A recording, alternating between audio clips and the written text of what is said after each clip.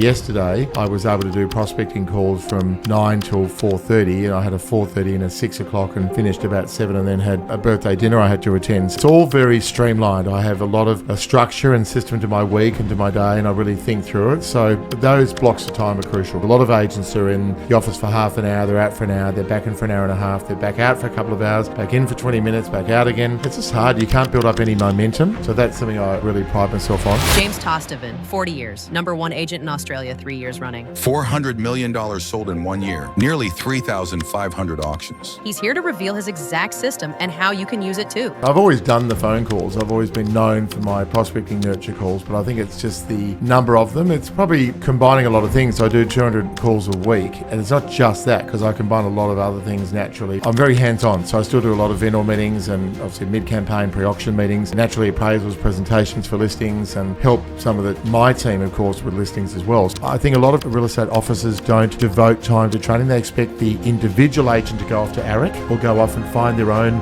way to learn and get better, as opposed to saying, I'm going to organise training for the group, for the office, for the team. So that's a crucial part of it, to keep being exposed to good operators. I'm curious, for people that are starting out that are new to the game, they're not sure what the structure should be, how to actually make the call. What advice could you give to somebody that's starting out to excel in prospecting? I think the key thing, in my opinion, is All right, ladies and gentlemen, welcome to another Both Sides podcast, our last podcast on our Melbourne tour. We're here with none other than James Tostevin, someone that doesn't really need an introduction in the industry, but thank you for being here and thank you for joining us. Good morning. Yeah, thanks for the opportunity. No, I enjoy doing the podcast, so looking forward to having a chat. Sweet, let's do it. So I'll start off the podcast with my experience from the outside looking in. So I started as a sales associate 13, 14 years ago, and my first real boss in real estate came and watched you in your Melbourne office, and he watched you for your morning prospecting session, and it kind of set the precedent for my career, where it was in the office by 7:15, 7:30 were the first dials, and it was you can't leave your seat until 12 p.m. And I credit a lot of the success that I've had to the hardline prospecting. And what I want to know is, your prospecting is relentless. It's just nonstop pick up, dial, pick up, dial, pick up, dial. How has it transitioned now? Because I haven't listened to a podcast of yours in a while, but is it still the same now? You're obviously the attraction agent, but is your prospecting sessions still as relentless, picking up the phone and just dialing non-stop for those 4.5 hours? Yeah, nothing's changed over a long period of time. I've been in real estate now for 40 years, but I think probably the last 30 years, I've always done the phone calls. I've always been known for my prospecting nurture calls, but I think it's just the number of them. It's probably a sense of combining a lot of things. So I do 200 calls a week, and it's not just that, because I combine a lot of other things naturally with I'm very hands-on, so I still do a lot of vendor meetings and obviously mid-campaign pre-auction meetings, and naturally appraisals, presentations for listings, and help some of my team, of course, with listings as well. So there's still a lot of other things to combine. If someone says to me, we make 400 or 500 phone calls a week, I wouldn't believe them, because I think, you can't do that and then have a normal job beyond that, do the normal things a real estate agent would do. If you just do prospecting, well, maybe you're capable of a lot more than 200 calls. But I think Laura, who's in property management, who sits in the adjacent office, said to me the other day, God, you're a machine, just one after the other. But I enjoy doing it. I wouldn't do it if I didn't enjoy it, and if I didn't get benefits from it. And I think for me, it's probably the blocks of time, it's building up that momentum. So yesterday, I was able to do prospecting calls from 9 till 4:30, and I had a 4:30 and a 6 o'clock and finished about 7, and then had a birthday dinner I had to attend. So there was, it's all very streamlined. I have a lot of a structure and system to my week and to my day, and I really think through it. So those blocks of time are crucial, because a lot of agents are in the office for half an hour, they're out for an hour, they're back in for an hour and a half, they're back out for a couple of hours, back in for 20 minutes, back out again. It's just hard. You can't build up any momentum. So that's something I really pride myself on. But, I think there's some amazing operators in Australia, as we know. Alexander Phillips is freakish, an incredibly good operator. So his average call, I believe, is a little over a minute. My average call would certainly be longer than that. But I think, where I might have 2 or 3 minutes on the phone to someone, sometimes longer, I'm about building rapport. But each market's different. That suits his market, it suits him, and I'm not being critical for a moment because he's an amazing operator and he writes incredible gross fees. But in our market, that's what I focus on. So for a lot of clients, it's about comfort, rapport, confidence in that person. Do they relate to that person, and do they think of me when they're thinking real estate? So it might be their brother's been transferred interstate, mum's going to care or a retirement village. Do they think of me? And that's obviously part of why I make the phone calls. I could sit back and say, well, I've been in real estate for 40 years, people will remember me. But to me, that would be arrogant to think that. But a lot of agents operate like that. Or they do prospecting nurture calls. They really push hard for a week or two, maybe a month, then get quite a few listings, and then it falls away dramatically because they're busy handling those properties as opposed to that consistency. So I call it the ripple effect. You've got to keep making those phone calls. It doesn't matter what's happening in your lives and how busy you are. You've got to find the time and create the structure that allows you to make those prospecting calls. But as I said, I get great enjoyment out of it, especially when a client comes back to you. I mean, I'm selling a property which has just got on the internet. I've been in contact with him for 37 years. He's still alive at 90. Unfortunately, his wife's in care, but I'm dealing with a son. But 37 years, I bloody deserve that listing. So, 37 years, James, is a long time to be making calls. And I'm sure in that period of time, there must be lessons, dialogue you've picked up that really helps you set apart and create impact. Yeah. I'm curious for people that are starting out that are new to the game, they're not sure what the structure should be, how to actually make the call. What advice could you give to somebody that's starting out to excel in prospecting? I think the key thing, in my opinion, is when you're commencing your career, I think a lot of agents don't make enough phone calls. I had an agent in my office yesterday listing to be doing prospecting, and that I still allow that. Yes, it's there's a fee for doing so, but it's only 2 hours. At the end of the day, if you look at the fee and the money they're going to make from those 2 hours, and 2 of the people that were listing in, one was online and one was in my office, have both been in real estate for 6 months. So very, very early in their career. So I talk a lot about orphan data in our office. When someone leaves Marshall White, and we always, obviously, if they go to an opposition company, they're dead to us. But I shouldn't be mentioning that on the podcast. No, we respect people that leave our company, but we don't like it, of course, depending if they're a valuable employee or team member. But when someone leaves or gets out of the industry, there's a fantastic opportunity for our younger people to grab hold of the lists of clients where homes have been appraised, you've met people that open for inspections, and there's great opportunities there to ring and introduce yourself. So I would say the key thing is, if I was a younger agent getting in, always introduce yourself, full name, company name, and say, in my case, I'd say James Tostevin from Marshall White Real Estate. So they clearly know where you're from. May have 1 minute of your time. So not 30 seconds, not can you chat briefly, 1 minute. So always check it as a courtesy. And then say, look, I was just showing some initiative. A person was no longer with Marshall White, appraised your home last year. I was just ringing you to see if I might be able to provide any property-related advice. So it's just a nice, easy, simple thing. Most people want to know if they either own a property or aspire to owning a property.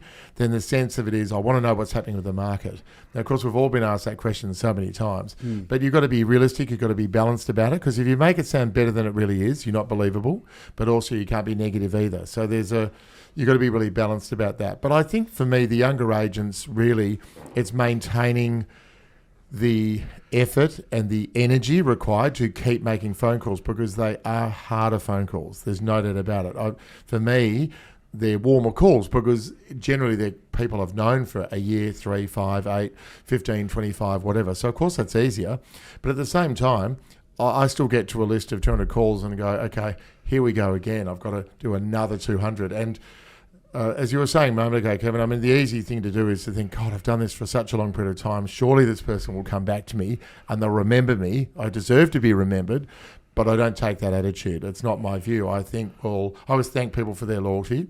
So whether someone's been in real estate for a short period of time or a long period of time, you've just got to keep making that effort. I think the scripts are around when it can take 6, 8 phone calls. It could take more than that before that younger agent begins to strike a chord with that person before they form some sort of business relationship, and you can say to someone, I'd really like to be your contact. In my case, a younger team would say, I'd like to be your contact at Marshall White, and I'd really like to be of assistance if you're out house hunting. You want to ring me about any property being handled by Marshall White. I'm happy to give you my thoughts around value and give you insights as to the depth of interest and expectations of the vendor, etc. Anything I can do to help you in the buying process. So all of that's got to be, you know, if you see something you like through a property you like through another agent, happy to give you a second opinion on value. I don't mention your name. I just go through and open for inspection and give you my thoughts.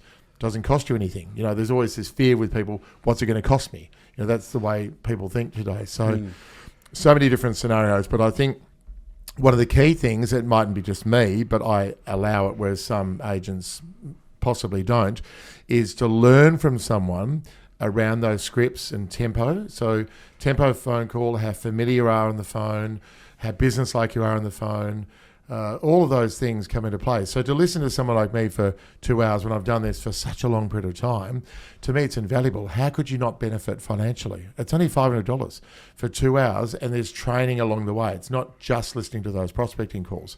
So if I was a younger agent, I would make that effort. You know, to me, I look at the agents over the years that have travelled to watch me do conferences, so I don't allow prospecting for my competitors for obvious reasons. I don't want to make it any easier for them. But one of my competitors is a great guy, Scott Patterson. Years ago, he flew up to Queensland to see me, you know, speak at a conference. And to me, I admired that. I thought that was admirable. Well, to me, I think there's so many young agents out there that just don't make the effort. You know, go and see someone, talk to someone, make the effort to learn how they go about it. You're going to get so much from that conversation. So sounds like, for the younger listeners out there, really taking the time to go and learn from the top 1% is invaluable. I'm curious, what changes when you're coming up the ranks? You're no longer at the beginning stages. You're more at a year 6, year 7. You know, you're doing solid business. Where do they fall off? What's the gap there?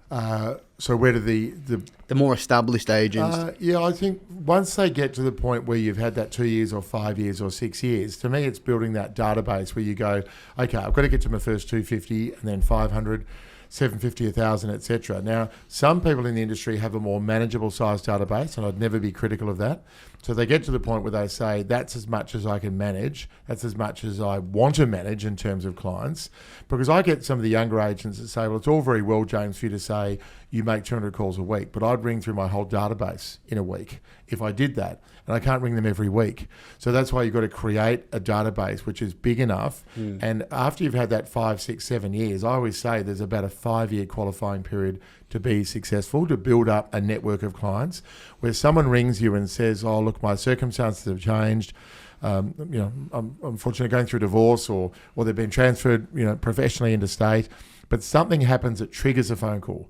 And that's where you want to be that agent who's remembered, and they come back to that person and think, well, they've shown an enthusiasm, they're easy to relate to, and all of that's important. I mean, to me, if you're not a very likable person in real estate, you're going to struggle. I mean, you've got to have some personality, the ability to smile easily and enjoy what you do. So for me, if someone listens to me doing prospecting, they always comment on the energy that I put into the calls, you know, the effort I make.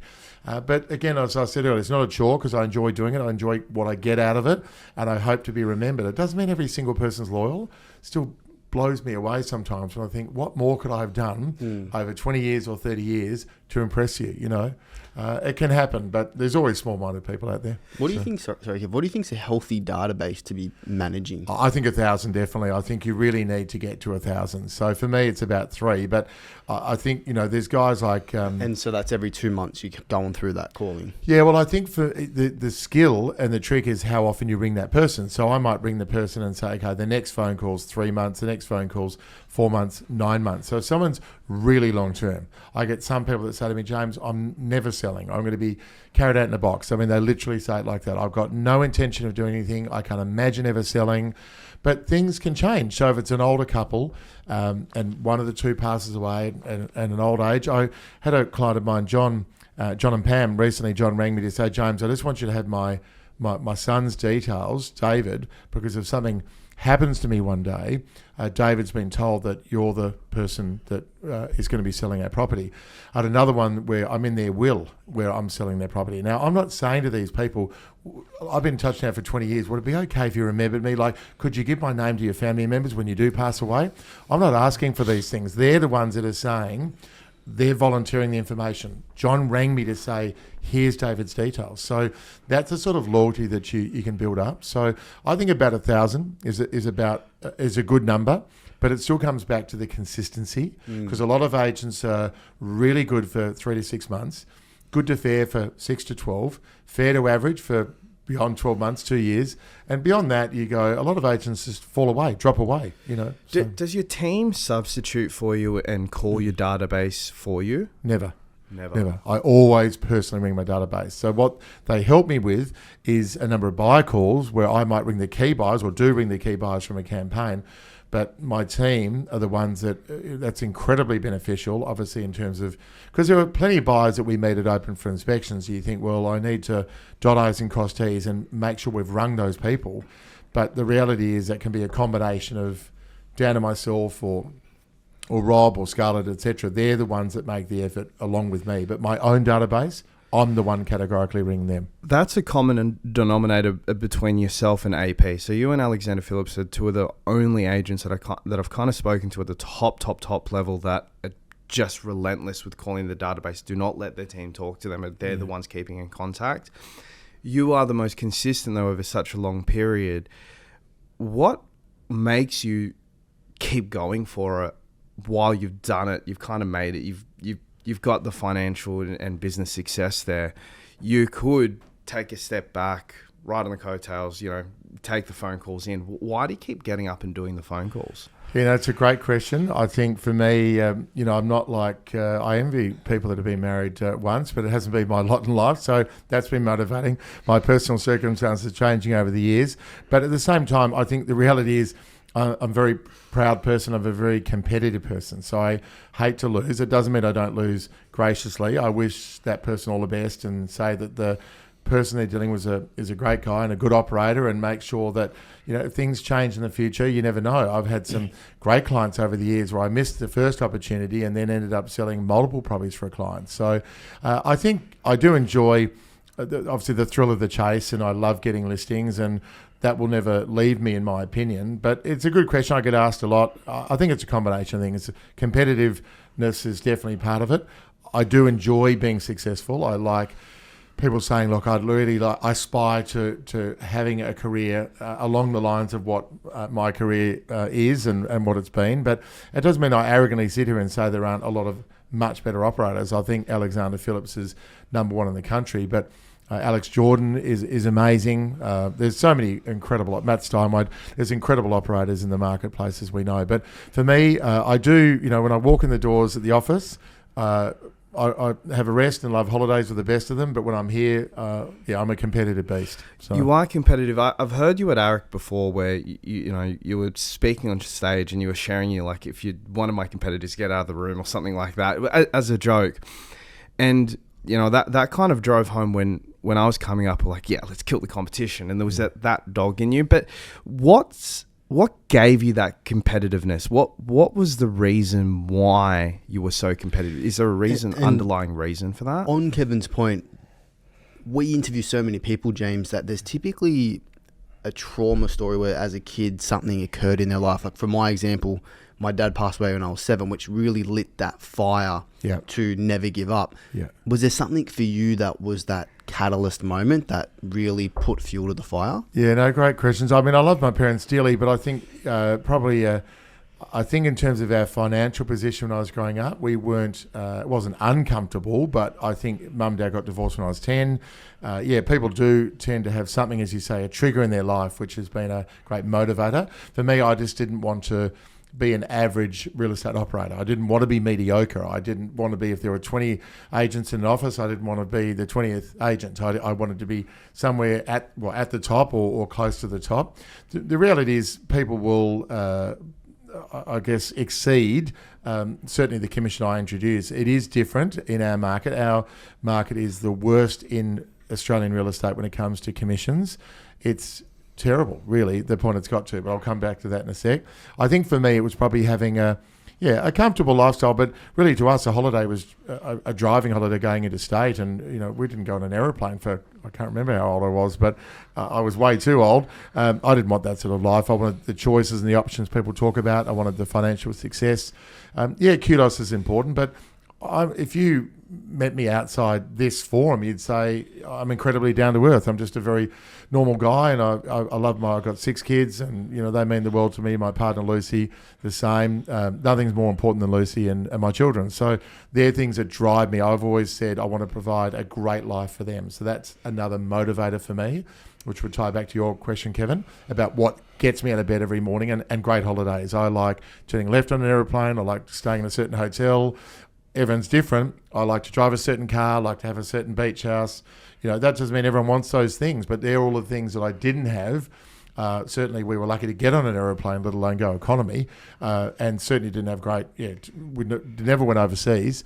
Certainly didn't have a beach house. So those things have been drivers for me as well. But I wouldn't say other than that, and just my natural competitive instinct, I do hate to lose. It doesn't mean I don't lose gracefully. Sounds like it. I just detest it. So when people say to me, "Oh, James, it's not the end of the world if you miss a listing," I say, yeah, it's not the end of the world, but you've just had an hour and a half in someone's living room or family room. You want the listing. You know, like, I get so excited still when I get an opportunity, and when I beat my opposition, I just love that feeling. I especially like beating one particular company, which has been well documented to Eric, because I left there in 1999 and they owed me a lot of money and they didn't pay all of that money. So I never forgot that as a 33-year-old. So I said to one of the directors at the time I was going to make them pay. You know, I'm a bit vindictive. I did. I made them pay. Doesn't mean that they beat me to listings, but I tell you what, I beat them to more than the fair share, put it that way.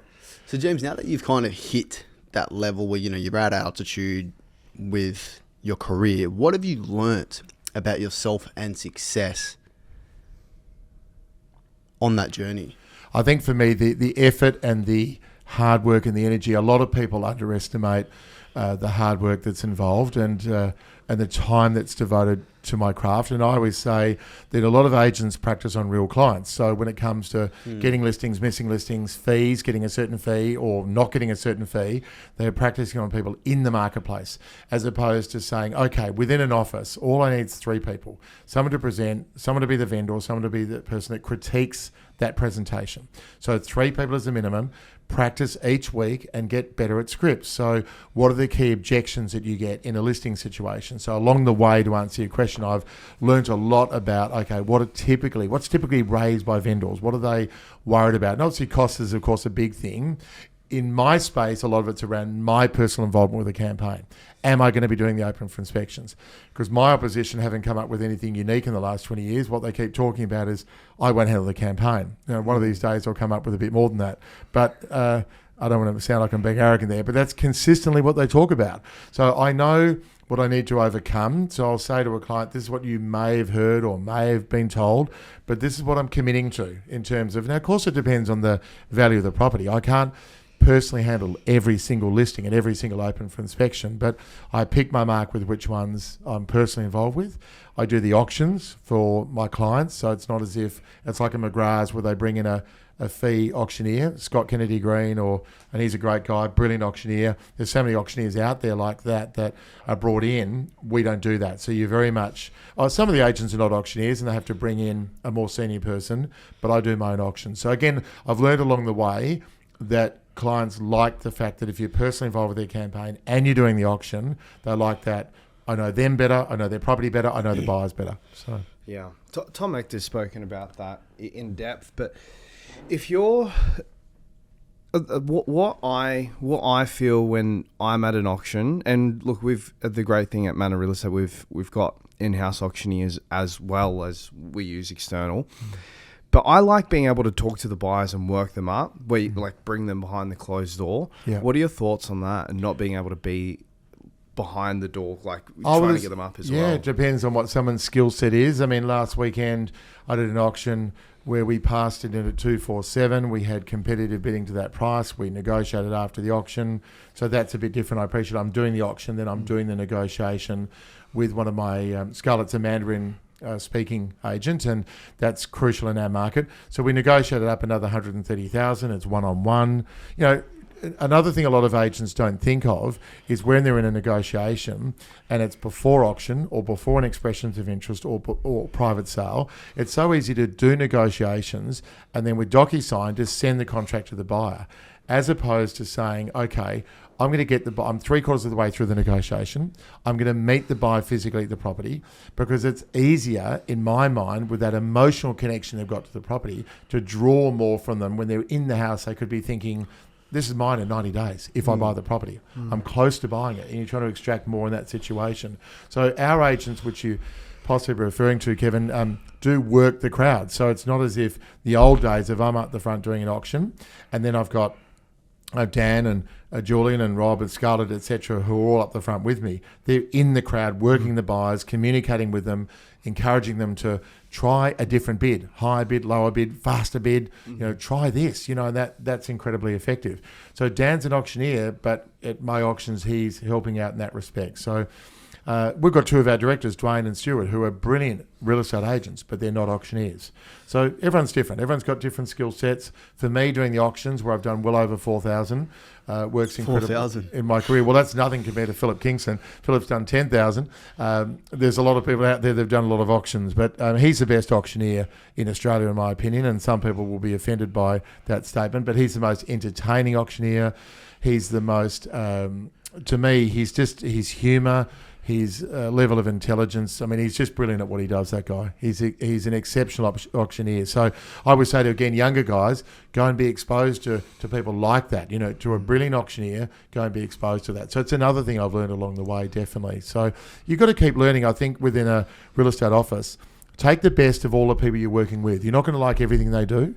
You're not going to like the way they go about doing everything in their careers, but take the best of what they do with the people around you or in your marketplace that might be competitors. Yeah. I know in Sydney, you'll have a lot of agents that, like, especially in the West, you turn up to an auction and there's like 10 of different competitors that are watching your auctions. Do your competitors come to your auctions much? Not many. Certainly not that number. On occasions, we'll have one or two, but rightly, wrongly, that's an amazing number, because normally they're busy with their own auctions open for inspections. Equally, there are definitely real estate agents in the country, younger agents, that do a few opens. They're finished at 11, 11:30, 12, 12:30, 1 o'clock, and they go home, as opposed to going to an opposition's auction and saying, I want to see how they operate. I'm going to go through 2, 3, 4 properties, and that should be a minimum each week to learn to see who's at the open for inspections. What have they got on display at the open for inspections? Is there anything they're doing that we're not doing? What do you pick up, you know, at that open for inspection with the way they're conducting themselves? So they shouldn't be going home early. They should be spending a couple of hours doing that to, again, learn more about their craft. Do you let your competitors into your open houses? We definitely do. Because they could be there to look at it for a client, so that's fine. But equally, if they were just keeping an eye on the real estate values, we'd never say you're not allowed in. No, we're fine about that, and equally, we expect to be, and we are able to go through their properties. So, but heaps of agents don't do that. You know, the majority wouldn't do that. There's only really a minority that make the effort to actually do that. One thing that I'm curious about, James, you mentioned for the younger agents, they should be going and putting that extra work to go see 2, 3, 4 other opens. What would be your idea of a world-class week for somebody that really wants to be the top 1%? What should their diary look like? Yeah. I think it depends if they've had that 6 months or 12 months in real estate, because the reality is they're not going to be doing as many appraisals. So it's a lot about generating opportunities. This guy in my office yesterday said, what about door knocking? I said, well, look, the issue with door knocking is you could, I wouldn't say strike gold, but you could obviously connect with someone when you knock on their door, but then you might door knock another 3 or 4, no one's home. Then you get 2, you think beauty, but then you miss the next 5 or 6 because they're not home. So if you're going to do door knocking, to me, it has to be a weekend, a Saturday, if you're going to go down that path. He asked about letter dropping, and I said, well, sure, it's been done to death. We all know that, but it's still, there's an awareness out in the marketplace that you're an active agent and you're offering appraisals, and you just never know how that could click with someone. So there's always going to be those opportunities, but to me, as a younger agent, it should really be around just making a lot of phone calls, and obviously the learning from other people. So with Marshall White, we have 9 offices. We have about 350 people in total. That's sales, property management, HR, etc. So, but I would say to our younger agents, go and learn from some of the best operators. Go and speak to Ben Manolitzis at Albert Park. Go and speak to Jesse Matthews at Armidale. Go and speak to Ben Veith at Brighton. Go and see these guys and see them in action and see how they go about, being a good operator. So I think that should be part of it as well. I think it's harder as a young agent to have a really streamlined diary for a week because there's a lot of things that you should be doing to become a better operator. So it's hard to be as proficient or as organised to have those blocks of time because you're trying to fit so much in, and it is a little bit that scattergun approach. For example, if you're within a team, like I've got a young guy, Rob, who's fantastic in my team, but he's learning. So obviously if there's private appointments to be done with campaigns he's handling with me, he's often the one who's naturally doing those private appointments, so they absorb time. And I always say to our agents, they better be a very motivated buyer because 10 minutes to the property, maybe 15 minutes to the property, half an hour there. They walk out and say, look, thanks, it's not for us. And you feel like saying, couldn't you work that out in the first 5 minutes? Then it's another 10 or 15 minutes onto the next appointment or back to the office. So yes, they do it, but they've got to be motivated people. So that's part of their week. And also coming to vendor meetings. I want Rob to be exposed to a mid-campaign meeting, a pre-auction meeting, so they get a feel for the dialogue that I'm using in that environment. So that's, again, part of a younger agent's week, definitely. There's a lot of things, obviously, but the training, ARIC, if you look at ARIC, look, I think that's, to me, I've been to about 25 ARICs. I think it's been amazing. John McGrath's done a phenomenal amount for the business, as we all know. It's incredible. But to me, if you go and see, for example, a Phil Harris and the Josh Vegans of this world, there's so many people out there, Ivan Bresic, there's so many amazing sales trainers. To me, Phil Harris is one of the very, very best agents in Australia, and he does a lot of sales training. So again, as a younger agent, I'd be saying, how can I put myself in a situation where I can be exposed to these people, where I can fast track my career? Because that's what a lot of agents don't do. How can I be in a position where I learn quickly, not learn slowly? And you look at I'm a really keen AFL footballer follower. That's why we couldn't do the first podcast. Correct, yeah. The Blues are pretty important to me, but of course it's been a pretty tragic 30 years for them overall. But you look at the best players with anything. It doesn't matter if it's football or tennis or cricket. But again, we listened to Ivan Bresic the other day, and he was making a point about Roger Federer. Roger Federer won 54% of the points he played in his career. 54, so only just more than 50%. But what he also talked about, what Federer talks about, is put the previous point behind you. So it's like when you miss a listing. It's disappointing, really disappointing. But you've got to put that behind you, because if you don't, it will affect what you do then in the next hour for the rest of the day. It really will impact on you negatively. So when I get a listing or I miss a listing, I always want to know what helped me get the listing and why I missed the listing. All those things are crucial. So that's, again, another thing that younger people need to be conscious of. What about the older people? So what about people that are trying, they're pretty progressed, they're writing a few $1 million, but they want to be that top 1% like yourself and Alex Phillips. What aren't they doing? Oh, well, I think most people, and poor old Carla Fetter, who's an amazing operator at Jellis Craig in Stonington, I give an example when I was coming back from Eric a few years ago, and she said, you're doing incredibly well to be as relevant as you are at your age. And people said, were you offended? I said, not offended at all. I'm 58 years of age. Most people at 50, 55, and even a bit more are going down the slippery slope, and it's going the wrong way. They're not. Their career's not building, they're not getting to another level because they generally get tired. It's a career that's relentless, as we know, that's absorbs so much time and energy, etc. But for the people that want to get better, they've got to keep still being exposed to the very best operators, because the temptation when you've been in the game for 15, 20, 25 years is I'm just happy doing it that way. I'm comfortable doing it that way, as opposed to challenging yourself and saying, well, what are the very best doing? What's McClay doing in Sydney? What's Alexander Phillips? What are the best operators doing? Tom Hector's a great operator, Phil Harris, all these people. Who can I go and see, interstate even? I just need 2 hours of their time or an hour of their time, make the effort to go and be exposed to those people. So, but the best operators who can get to another level, I think on occasions arrogantly think, I know everything. I don't need to go and learn from these people. That's just crap. Like I'm still learning. I'm still trying to get better and be a better real estate agent. And I think if you maintain that focus, then you've got a great chance of getting to another level. I feel like in a nutshell, you're relentless. Yeah. You're still the first one in the office. You open the doors for us, and that's kind of where, like, it was ingrained into us when I started. I've ingrained it into my team. They won't get to the office any later than 8. But do you think the younger generation are soft? Do you think they work as hard? Is the work ethic still there? Yeah, God, I could really offend some younger people here, and they're going to say, them. this is not me, that's not what I do. But generally, as a generalisation, absolutely, categorically, definitely yes. So they just don't put the time and the effort in. They don't work the hours I do. Adrian Calcedo is our great operator, one of our directors at our Mount Eliza office, said, you got the energy of a 25-year-old.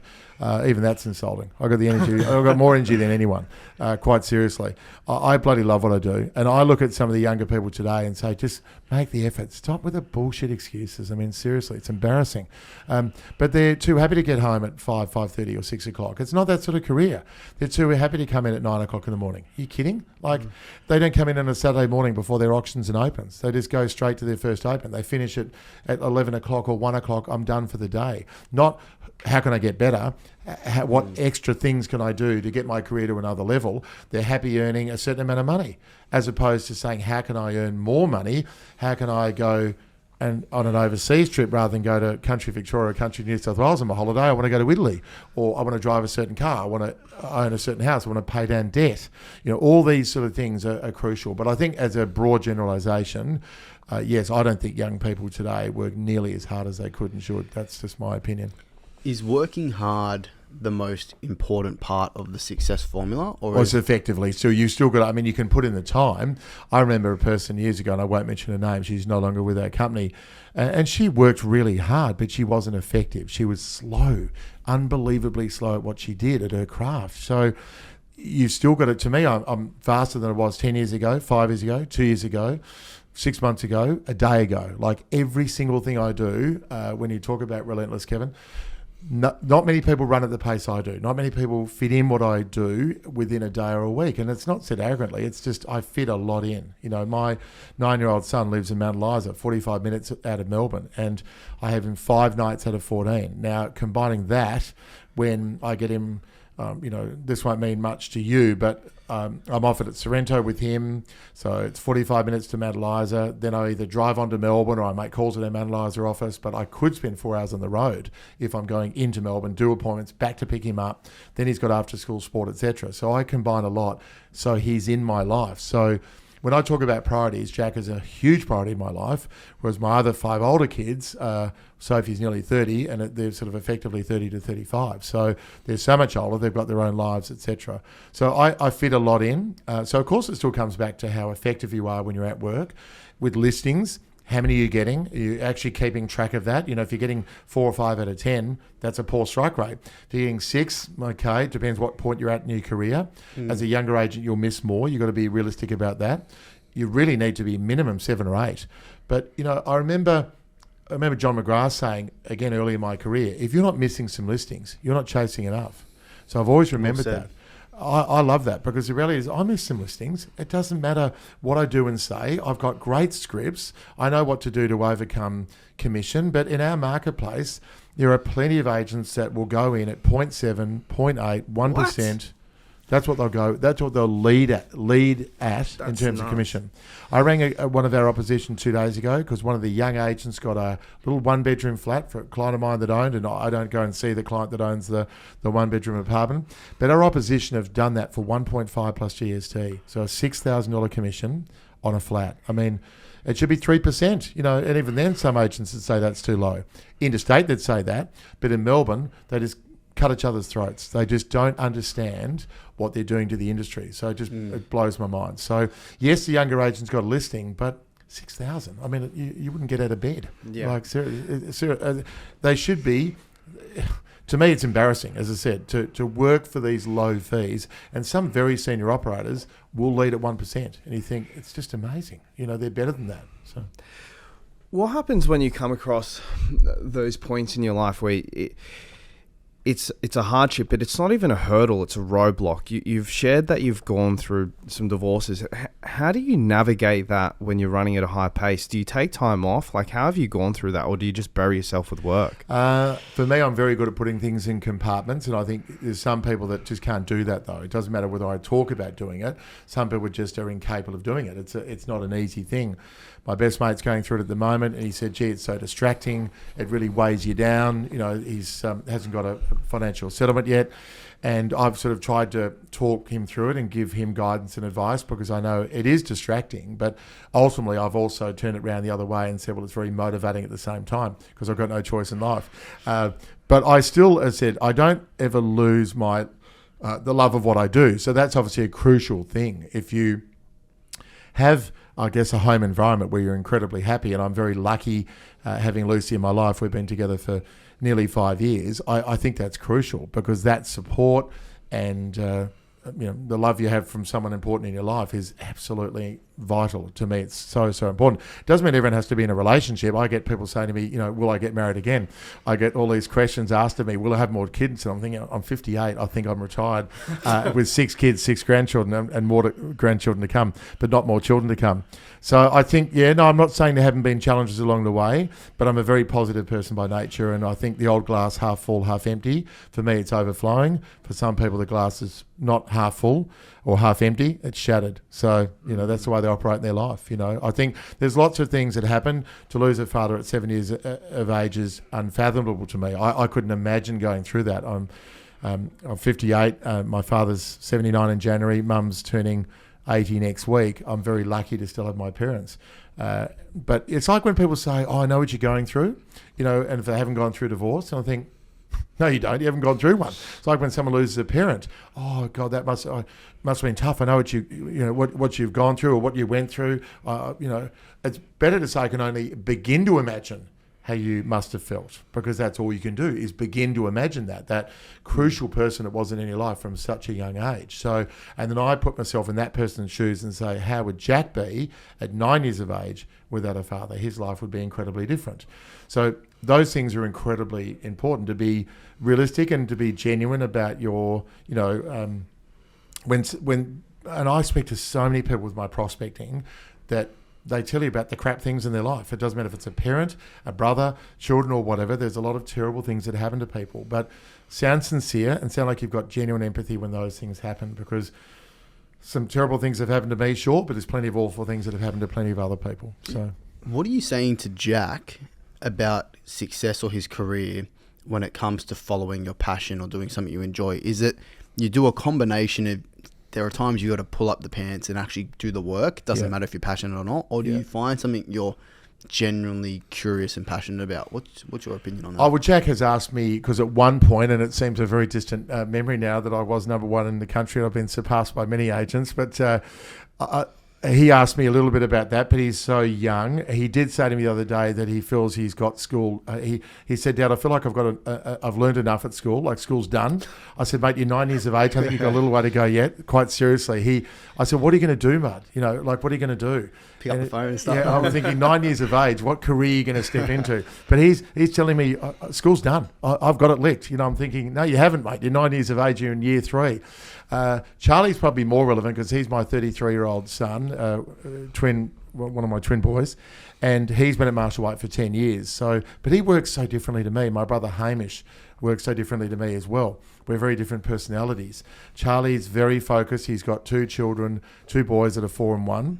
And he's very invested in their lives, which I can only admire. It doesn't mean I wasn't in my children, and my kids would still say I was a great dad. I think my ex-wives would say I'm a great father. The effort I make with Jack, 1 week recently, I had him Saturday afternoon to Thursday morning, and then I went down for Father's Day breakfast on the Friday morning, and then Saturday I went down for 2 basketball matches in the morning, came back for work, then Sunday went down to watch him play footy, etc. So and it's not round the corner. We're talking 45 minutes to an hour, depending on what time I leave. So it's a lot to fit in. So I'm probably not at the point really where I have to sit Jack down because he's too young, but he sees how hard I work. He's commented on that to me before. So you always hope that sends a good message. And for Charlie, there's no one I'm more interested in professionally because he's my son. So I will help him at any time in terms of his career, and we've got a listing tonight which is a good listing, but I helped him get a great fee, a performance-based fee, and we're really hoping that pays some great dividends tonight. But I'm as excited about that for him as I would be if it was me, because it's a great fee for him potentially tonight. So I've always tried to fast-track his career. I've tried to spend a lot of time, or have spent a lot of time advising him and guiding him and mentoring him. And I do like mentoring people, but I don't do as much as I used to. It's impossible really for me to do as much as I'd like to, but I do a few people within Marshall White. I do a guy, Rob Sheen, who's at Fletcher's, and I used to mentor a woman, Zaylee Reynolds. If you haven't spoken to Zaylee, she should be on your shortlist. Zaylee's a gun. She's a very good operator. I've heard her speak before. She's great. To kind of re-ask the question then, to get a more specific answer, do you think people need to be passionate about real estate to succeed? Yeah, maybe I didn't answer. Sorry if I didn't answer it properly. Yeah, they do. I think if you're not passionate about anything you do, it's challenging. I think I used the word Richard Gillis, who's my favourite boss I've ever had. That was Gillis Craig. That's the irony. They're such a competitor. He's a great guy. So he's retired, but he used to say to me, one of the greatest things you do is you're spontaneous. You show initiative. So if something needs to be done, you just do it. But you've got to have a passion for what you do. So even though the word passion and the word enthusiasm, whilst they're overused, if you're incapable of doing those things and showing passion and a commitment to what you do professionally, my God, it'll be a very long career. I'm very lucky that I love what I do. I say to people, it's insane how much I love what I do. But I'd be really, I don't know how I'd do a job if I didn't feel that way about it. But it doesn't mean there aren't some successful people that, possibly have still a genuine interest in real estate, but maybe there's not a passion there. We handled a campaign last weekend with a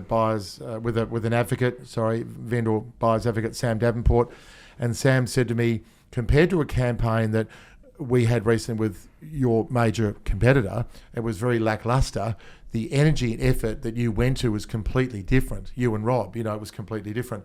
So you always hope that comes through with clients as well. So I hope I'm answering it. I think it's important. I don't think it's absolutely essential, but I just think it's tougher, that's all. If you haven't got initiative, if you haven't got passion, if you haven't got get up and go, if you haven't got energy. So energy is a huge thing to me. And I sort of link, to me, hand in glove, energy goes with passion. If you haven't got those things, it doesn't mean you can't do well, but it's just harder, that's all. So. A lot of your energy has obviously been driven from your competitiveness. I used to see it all, like on all the lists at the top. Now, is there a reason why you don't put yourself on the list or submit for the list anymore? I probably would, for a while there. It was incredibly important to me, Kevin. I don't. It's not as important now. I'm not sure where I'd rate now, but I think there's. I think the thing is about Alexander Phillips. He would get better fees than us, and I know Alex Jordan definitely gets better fees than us. I think he's around 3%, I believe, plus GST, which is incredible. So that's just not a fee that we would ever work for. So I hate to think what I'd write and what I'd earn if we had the commissions that some of the agents do in Brisbane in particular. But full marks to them. They've created a situation. Chris Hanley at Byron Bay always says, I cannot believe the commissions that you guys work for in Melbourne. It's incredible. So I think, there's such a, to me, real estate's a massive jigsaw puzzle. There's so many little pieces to be successful. I think the competitiveness is definitely part of it, without a doubt. But there's a lot of other things, as we're discussing, that go towards making an inexperienced or an agent's been in for a few years or a really experienced agent good at what they do and to do it consistently. Because the hardest thing is to keep doing it. When you get to a position of being number one or being a central player in a real estate market, is maintaining that energy and that enthusiasm. Because it's like the players that win a Brownlow medal. It's so hard to back up and win another one, to win another one, to have a great year, and then and some players are capable of doing it, but there's a lot that aren't. In our game, as you know, we're always having to be at our best, because when we're going for listings, it's that constant interview process. They're always speaking to a Gillis Craig, to a Kane Burton, sometimes a Fletcher's and other companies, but we can't afford to have a down day. I mentioned on one podcast I did recently, I can't believe the agents that go out and have a massive Friday night. It's not that I'm being the proverbial square bear. I think to myself, this person's asset, their major asset, you're auctioning on a Saturday, and you're out drinking till 2-3 in the morning. and you stink of alcohol the next day. I mean, it's insulting. If I was a vendor, I'd be thinking, I'm selling a $2, $3, $5, $8 million property, and that's the way you turn up to my auction. I mean, it's just. I'd be very upset if I was a vendor, thinking it's not professional. You know, there's a lot of things that we need to do to set the bar, set the right standards, but some of them are not that hard, and it's not that hard to avoid going out on a Friday night and having a huge night. Have you ever had an off year?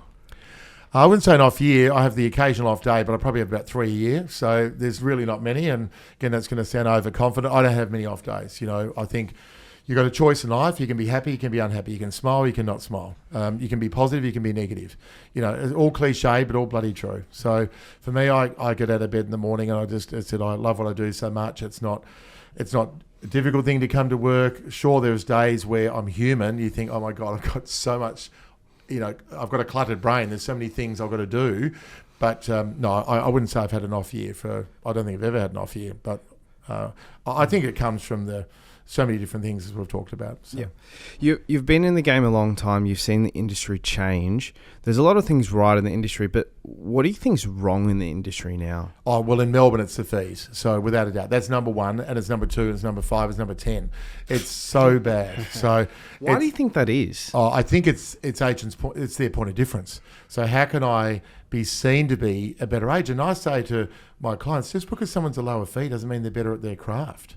You know, I know what to say. And if someone says to me, oh, well, you can have the listing, I'll appoint you if you match their fee. Well, I have got to get in front of them because I don't like to discuss these things on the phone. But I try to isolate it. You know, I say to a client, so, Kevin, you're happy with Marshall White. You're happy for me to represent you. We definitely are. We just want to arrive at a fee that we feel is fair and we're happy with. But, Kevin, you're asking me to work for the same fee for the companies you haven't chosen. And then allow the pause. So you haven't chosen those companies. You want me to represent you, yet you're asking me to work for the same fee as them. I'm a bit lost. I'm not lost at all. I say I'm a bit lost. I say I don't understand, but I do understand. I know what they're doing. Everyone's trying to get the best deal. It's like a vendor wants to get the best price. The buyer wants to pay as little as they can. Every vendor wants to pay a fair rate of commission, but there are some vendors out there that want to pay a low rate of commission and still get a great operator. You know, they still want a lot for their money. So that's undoubtedly, answering your question, the number one issue in real estate. Number two issue would be what you raised before, is that the younger agents within any group in the Melbourne, I can't speak for the whole Australian market because I'm not always exposed to what happens interstate. But generally, I was answering your question before, that would be another major issue, that I think there should be more younger people coming through, to me, reaching for greater heights. Because you look at the age of these really good operators, there's a few young, but there's not enough young ones. So that would be another issue. A few of those top guys, like you got the Bill Maloofs, they just will not move off the fee. Yeah. Do you move? No, we do, depending on the price bracket and what leads we might generate from the campaign. I admire anyone that doesn't move at all, but there is some flexibility. I love performance-based commissions. Not everyone does performance-based commissions. Some agents call them kickers. That's embarrassing. You should never call that. Never should say that to a vendor. It's a performance-based or a tiered commission structure. As simple as that sounds. A little thing that I taught Rob Sheen, and Rob had said to me he'd never thought of it. When agents are going in, and if we get 2%, that's regarded as a great fee, right? That will depress some agents in Australia who work for a lot more. But if we get the same fee and then a performance component, whereas a lot of agents automatically drop the fee, then build in a performance component. I try to maintain the same fee and build in the performance component, if that makes sense. Why should we drop the fee just because we're doing performance-based? I think agents have got into that as a habit. They just do that automatically. So depending on your marketplace, if you did 2% plus GST and you said, I'll do it for 1.75 plus GST and a performance-based commission, to me, why don't stick at the 2% plus GST and still get performance-based? So that's one big thing, that if you're not doing performance-based, I think there's a guy, Pete Chauncey, in Sydney. Pete used to say, just put them in. Because have we been surprised by some results? We've all been surprised, thinking, I can't believe it got that price. So Pete's attitude was put it in. Even if you think it's at a high price, put it in. So as an upgrade for some of the agents out there, I think that's a crucial thing too. That's a thing that we probably don't do enough of. We should be better paid, in my opinion, and some agents are well paid, but we should be better paid for being skilled at what we do. James, I really appreciate the podcast and your time today. My last question for you is for a buyer's agent or a selling agent that wants to get your business, what dialogue should they be using and how frequently should they be communicating with someone like you? Do you mean it's for me to mentor them? No, if you were let's say you own a property Yep. and I wanted to sell your home, Yep. or if I wanted you to be my buyer's agent client. The skill is clearly, in my opinion, the frequency of contact. So the Michael Sheargold line, that frequency of contact builds trust, builds rapport. That's obviously crucial. So the skill is identifying when I next ring that person. Do I ring them in a couple of weeks or 3 months or 6 months? So if someone said to me, James, we're not going to sell till probably spring next year. We're going to sell at some stage in the first half of next year. The skill then is saying, well, I'm not going to ring that person in a week because they're going to think, why is he ringing me in a week? I'm not selling till March. But I'll say, what I'd like to do is give you a call in 4, 5, 6 weeks, just let you know how the market's gone in Canterbury, how the market's gone in Surrey Hills, if that'd be okay. No one says to me, no, that's not okay. I'm just updating them on their core area. So touch points, frequency of contact, that's part of the skill. You know, if someone says to me, and I've done 22 years of follow-up or 17 years of contact, and they're not selling for ages, I can ring them in 8, 9 months, 10 months, and it doesn't matter because I put in the groundwork. So the skill definitely is listening to what they're saying to me.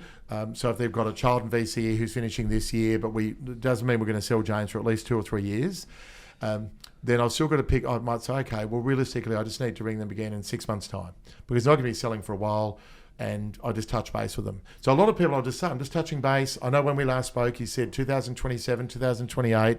Just want to see if anything's changed, whether you're still thinking along a similar timeline, etc. So that's part of the skill, is listening and identifying when you should next ring that person. So hard to put an exact number on it, but obviously that frequency of contact I can determine. What about the initial call? What dialogue should I be using if you're the vendor?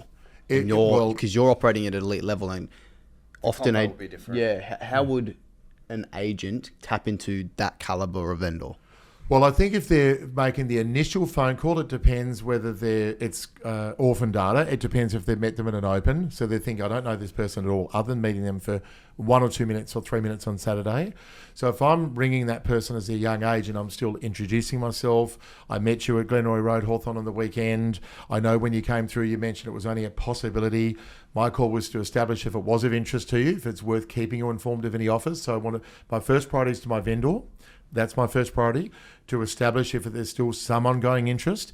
If they have some interest in the property, would they like a contract? Would you like us to keep you informed of offers, etc.? So I still cover that part of it.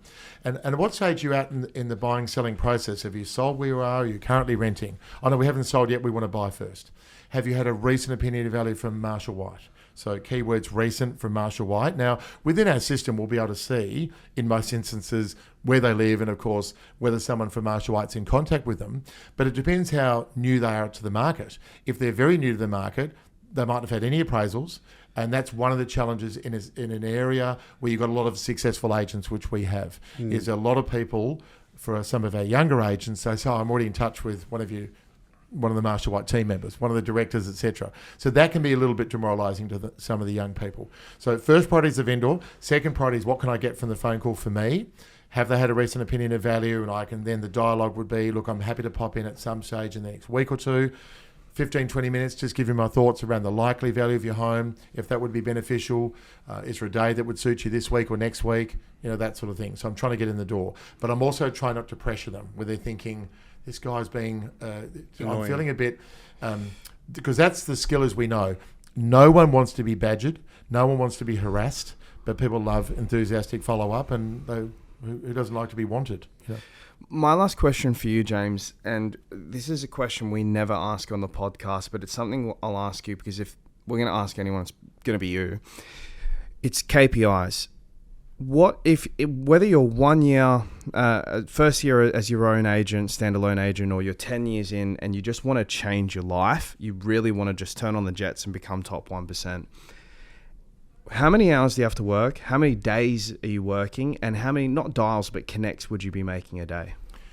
Okay, so for me, the hours, a lot of agents, I've listened to some at ARIC that say, proudly, they work 7 days a week. I remember there was a young guy, I can't remember his name, from New Zealand, and I think in a year he'd had literally a handful of days off. But I'm thinking to myself, are you kidding? Like in terms of the fast track to burnout, there you are right there. So in our market, we don't work Sundays. So I think it's 6 days a week would be one answer. That would be one answer to your question. I think, as we talked about getting in early, as you were talking about, 7, 8 o'clock, somewhere around that time. And it doesn't mean you have to work till 8, 9 o'clock at night, but I think really there should be a day where you're sort of thinking, okay, where there's and we're talking a minimum 10 hours, but 11, 12 hours, something like that. And then you've got Saturdays, which should be a full Saturday. So you certainly need to be in that 60, 70 hour bracket without a doubt. But as we know, someone could work 55 hours and be unbelievably effective because they're so good at what they do. But I think somewhere in that 60 to 70 connects. You'd have to say, of all the messages I would leave for people, you'd really, if you're aiming to make 200 calls a week, you'd really hope to get 150 connects. There'd be quite a few people I still leave messages for. There's so much luck involved with that, day to day, week to week. Sometimes you just get on a run. You think, gee, I'm just catching everyone. And other days you think, God, if I leave one more message, I'm going to scream. But that would be the rough connect to message ratio. What else is there in terms of the question? Those are three. Yeah, I think they're probably the key ones. I think the training component to it, I think a lot of real estate officers don't devote time to training. They expect the individual agent to go off to ARIC or go off and find their own way to learn and get better, as opposed to saying, I'm going to organise training for the group, for the office, for the team. So that's a crucial part of it, to keep being exposed to good operators. So Rob, one of my young guys, flew up to see Maclay, who I think is writing 12 million, I believe, in a year, which is unbelievable. And he just was exposed to what he did in a couple of hours. And he said, the guy's unbelievable, like he's a freak, and in a good way. He's just such an amazing operator. But Rob jumped on the plane, made the effort to go up, saw the guy, the people that can do that with the Phil Harrises of the world. How could you not learn and be better at what you do, as opposed to sitting back thinking, I'm just going to learn from the people around me? Still important, but you need to be exposed to people outside your market as well. So amazing. Thank you so much. We appreciate you. Thank you. Pleasure, guys. Thank you. Thanks for the time. Hey guys, thanks for tuning in to another Both Sides podcast. Just want to say a big thank you for the support up until now. If you've got value from the episode, could you please go like and follow us on the social platforms, for example, Spotify and YouTube, as that will help us continue to get better quality guests. Bye for now.